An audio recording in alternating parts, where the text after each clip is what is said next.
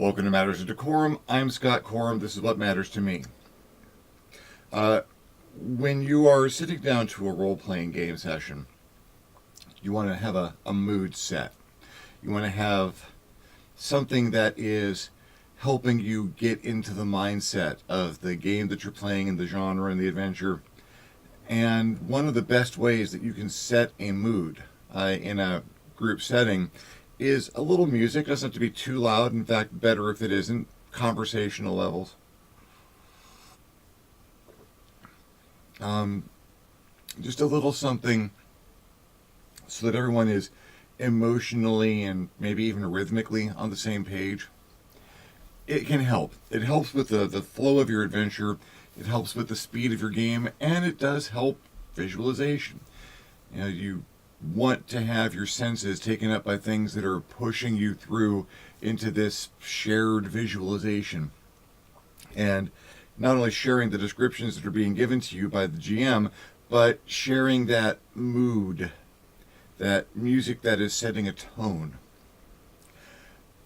My history with music itself is spotty.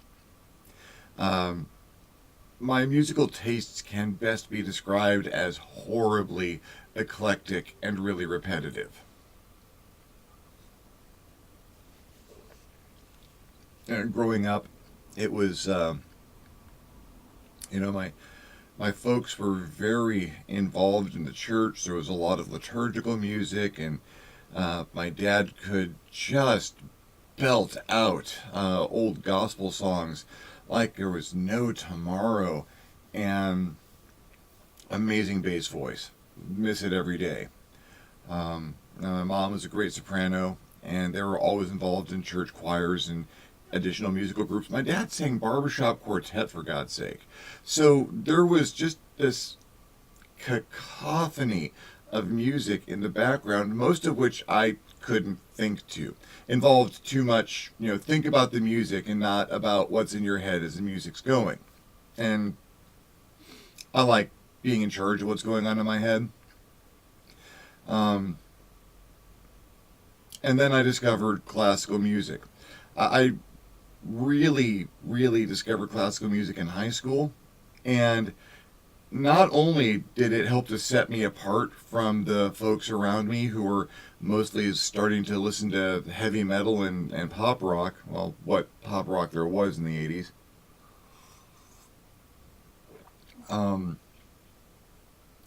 I was also, not only raised in a Christian household, but part of Christian groups, and it was the 80s, and it was bad enough that I played Dungeons and Dragons during the Satanic Panic, but you couldn't listen to rock and roll music because if you played it backwards, the devil was talking to you. Yes, I genuinely believed that, along with a large number of other people around me. So, liturgical music, classical music, soundtracks. I like me some soundtracks. In junior high, I got introduced to Hooked on Classics, the Royal Crown Philharmonic's treatment of classical music and mishmashes with a heavy backbeat that made it very engaging, and I could really think to. It was good daydreaming music. And that's what started to really attract me, was good daydreaming music. I also, around the end of junior high, got introduced to Swedish supergroup ABBA. My aunt, Louise, big ABBA fan, and gave me my first non-classical album, ABBA's Super Trooper, which I listened to until I damn near wore through the vinyl, and contained a song which all of my friends are fucking sick of to this day, Lay All Your Love on Me. I have something like 26, 27 different remixes of that particular song, and wound through all of my playlists. I go looking for new ones every so often, and it was one of the first songs that grabbed me gave me content that I could listen to, but also guided my daydreams in what was going to be the Scott style of cinematic daydreaming that to this day marks how I run games and play in them. High school came along and I was introduced to more music. My friend Dave, that I talked about last week. Hotel California, Eye in the Sky, the Eagles, the Alan Parsons Project, a few other things. His tastes were fairly eclectic, and that grabbed me for a while. Huge fan of the Alan Parsons Project. And again, most of their music had that confluence of there was stuff here that I could listen to if I wanted to pay attention to the music, and stuff I could listen to if I just wanted to visualize things. Another song that I have way too many remixes of, and I'm sure all of my friends are still really sick of, because when I put my playlist on play in a car on a long drive, they will hear multiple versions of the same songs often.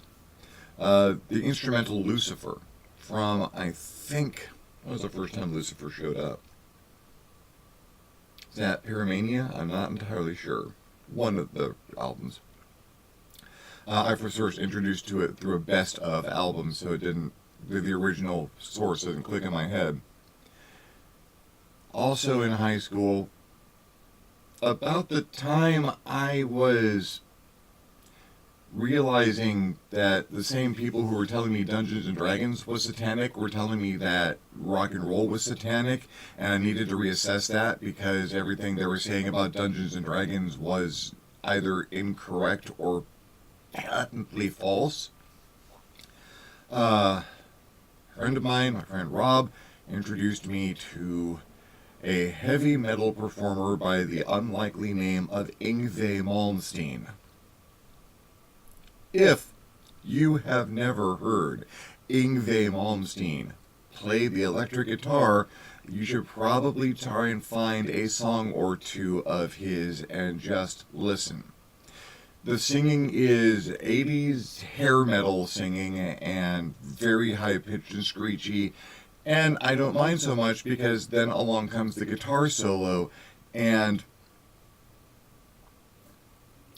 parodies of insanely good Scandinavian heavy metal guitarists are usually hearkening back to Yngwie Malmsteen. If you ever watch the Adult Swim show on Cartoon Network, Metalocalypse, brilliant show, by the way, and one of the characters' name is Squiscar Swiss Elf, who is widely recognized as the fastest guitar player in the world. That character is based heavily on Yngwie Malmsteen, at least the talent area of it. And, yeah, not only did his technical playing grab me and hold me, but his music just, well, I could listen for content or it could drive my daydreams. Driving my daydreams is a really important factor in music that I listen to. My daydreams are how I maintain my mental health and my mental acuity, and a big part of my creative process. So I get a little bit of heavy metal, and I get some pop, and I get the classical and variations on these things. That's really important because one song can grab me, but if I hear that song that has grabbed me in another way that also grabs me, it is more than having 2 times that song. It is having ongoing themes that I can play with in my head, and now I'm not just daydreaming, but I'm story writing. Soundtracks also. Oh yeah, we had an 8-track player when I was growing up, and I had 2 8-track cassettes. And we had to have something. It was a combination 8-track player, record player, AM, FM stereo. And so it was mostly for the records, but my folks got me a couple of 8-track tapes because why not get a couple of 8-track tapes if you've got an 8-track player? My 2 8-track tapes were Hooked on Classics by the Royal Crown Philharmonic, the first album, and the soundtrack to the movie Flash Gordon by Queen.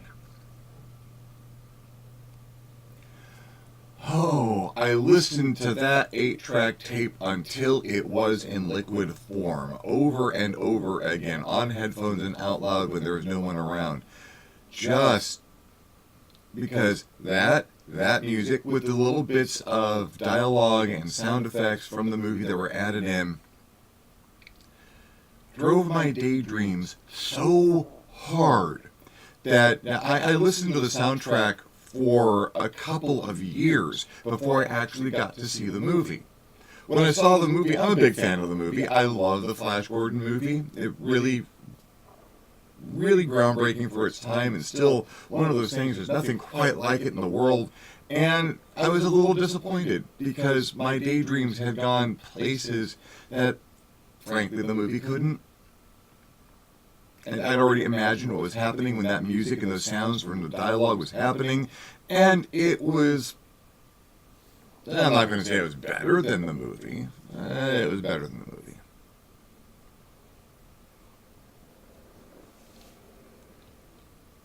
So, you put all these things together. Excuse me while I check my time. And I should wear the glasses when I'm doing this so I can watch my recording time and check the things I'm monitoring, my sound levels and whatnot, but I'm used to not wearing them at this point in time.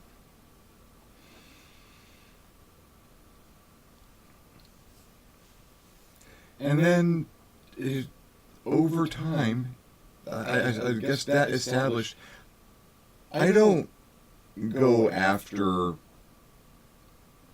a genre of music. I am to music like the English language is for syntax. It never sets out to build syntax. It follows other languages into dark alleys and mugs them and goes through their pockets. I collect music by what hears me and spikes me. And suddenly I'm staring off into space and there's a sword fight or a running gun battle or some kung fu. And, oh, what is that song? I will Shazam the crap out of that and add it to my music list. Writing happens to music. Art happens to music. Most of the things I do with this computer, when I am sitting down and I am getting to work, one of the things that signals me I am getting to work is I put on my playlist, and the music crawls up the back of my head and starts tapping on all the ganglia that mean you're now going to start writing, and I start to write. When I was writing Hot Chicks years ago with Vic in the office, we turned the TV to one of the satellite stations that had dance music, electronica, and club music. Oh, and I love me some of that, because a lot of that's remixes of music that I already liked, and even the new stuff had that thumpa and interesting electronic tonality and harmonizations and melodies that, if they weren't new melodies, they were old melodies treated as though they were new. I'm kind of all across the board. I like a couple of country western songs, not a lot of them, but start playing me the theme from Rawhide and I'm down. Give me a remix of the theme from Rawhide and I am totally down. Now, all of this led to a really interesting phenomenon.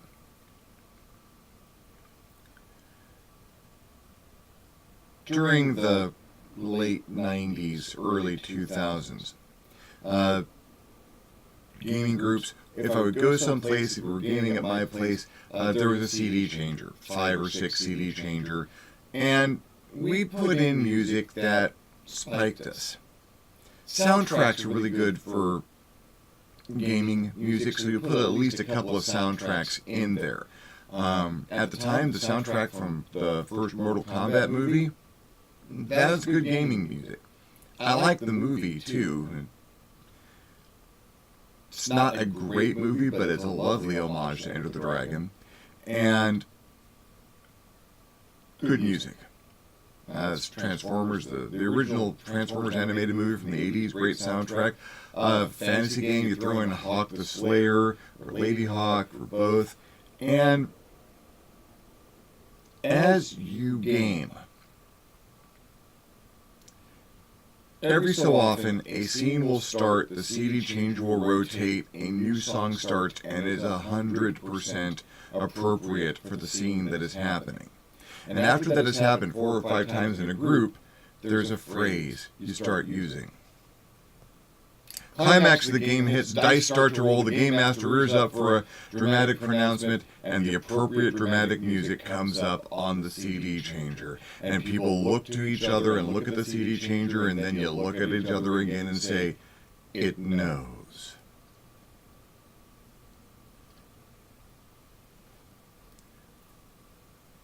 You're going to notice when the music lines up, and if you've got good soundtracks in there with the proper dramatic music, if you've got soundtracks or any music in there that, oh, I think this will be good for a certain point in the game, so you put it in there, sometimes just on the law of averages it's going to line up. And those are going to be the times you notice, but because those are the times you notice, the rest of the time it's background noise, and it's interesting, and it keeps a flow and a mood.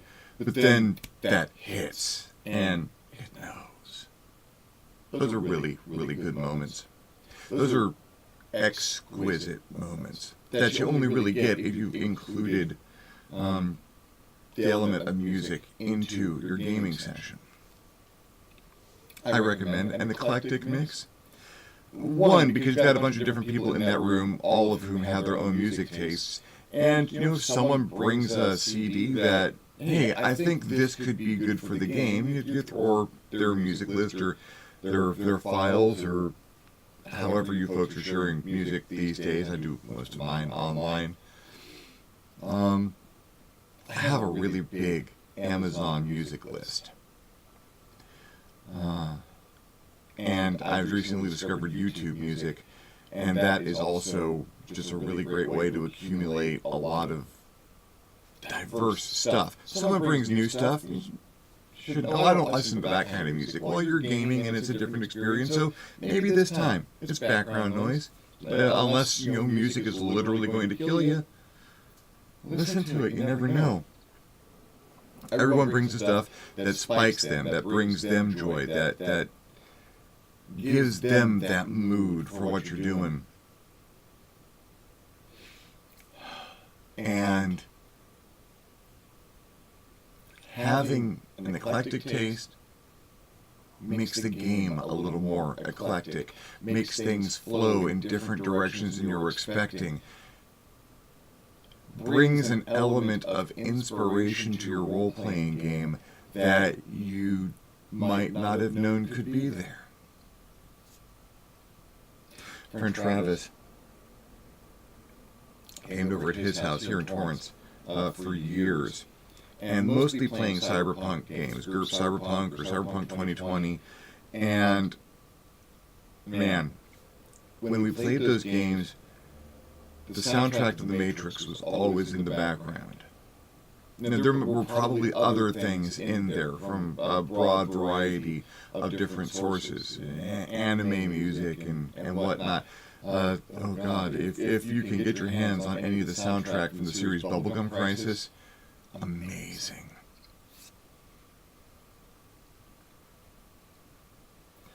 Those games stand out in my mind. These were very good games. It was a genre that Travis ran well, or when someone else was running, it was a game that, you know, we played well together. We were familiar with it. Those games ran for years in extended campaigns, and the music in the background is a part of my memory of those games, is a part of the inspiration, is a part of the, okay, let's do this. Because when you're playing Cyberpunk, at some point in your session, everyone's got to look at each other and go, okay, let's do this. There's going to be a mission or a run or a fight, and you gear up and realize that life is cheap and you're about to go out there and put yours on the line, and metal is better than meat and style over substance, and let's do this. Alright, music makes that moment happen a little bit more intensely. I think next time I might do another one of my plus one top 10 lists and give you my list of top 10 plus one albums that I would put into a mix for role-playing background for various genres. Yeah, that's probably definitely going to be next one, and that will give me plenty of time to research it. In the meantime, thank you very much for following me on my history through my musical tastes and how I use these songs in games. If you enjoyed the video, give me a thumbs up. If you didn't enjoy the video, give me a thumbs down. Feedback is feedback. If you have your own musical tastes when it comes to games or when you're working on things creatively or just music that you like, leave me a comment. You want to hear me talk about something, you have any questions or comments, leave me a comment. I love getting comments. You'll love leaving me a comment. If you're not subscribed yet, 1, why not? 2, go ahead and hit the subscription button. If you do, go ahead and hit the little bell notification so you see the notifications when my videos come out and you can see them right away. If you really dug the video, I invite you to hit me up on my Patreon page, www.patreon.com/DeCorum, and consider donating. Absolutely anything helps and allows me to make better videos more often. In the meantime, thank you very much for watching. I'm Scott Corum. This is What Matters to Me, and I'll see you next time on the next Matters of Decorum.